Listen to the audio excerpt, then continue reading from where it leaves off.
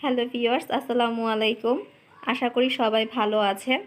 আজ আমি রান্না করলাম গরুর মাংস আর খিচুড়ি। গরুর মাংস খিচুড়ি পছন্দ করে না এমন কেউ নাই। গরুর মাংস আর খিচুড়ি সকলের একটা পছন্দের খাবার। আর আমি গরুর মাংস সবসময় মাখিয়ে রান্না করি। আমার মনে হয় মাখিয়ে রান্না করলে গরুর মাংস অনেক বেশি টেস্ট হয়। তো গরুর মাংস আমি এদিকে বসিয়ে দিয়েছি এবং কষিয়ে নিয়েছি।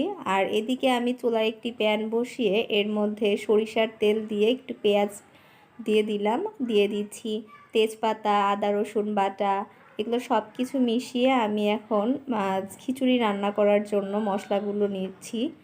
আর আমি খিচুড়ির জন্য এই চালের সাথে মসুরির ডাল, তারপর হচ্ছে মুগ ডাল, তারপর মাসকলাইয়ের ডাল, এই সব কিছু ডাল দিয়ে খিচুড়ি রান্না করলে আসলে খিচুড়িটা অনেক বেশি মজার হয়। তাই আমি বিভিন্ন পদের ডাল দিয়ে খিচুড়ি রান্না করতে বেশ পছন্দ করি।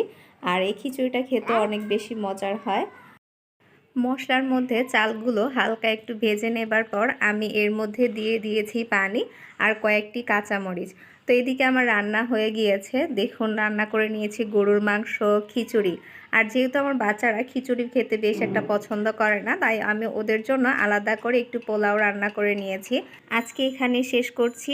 ভিডিওটি ভালো লাগলে চ্যানেলটি লাইক, কমেন্ট এবং সাবস্ক্রাইব করে আমার পাশে থাকবেন।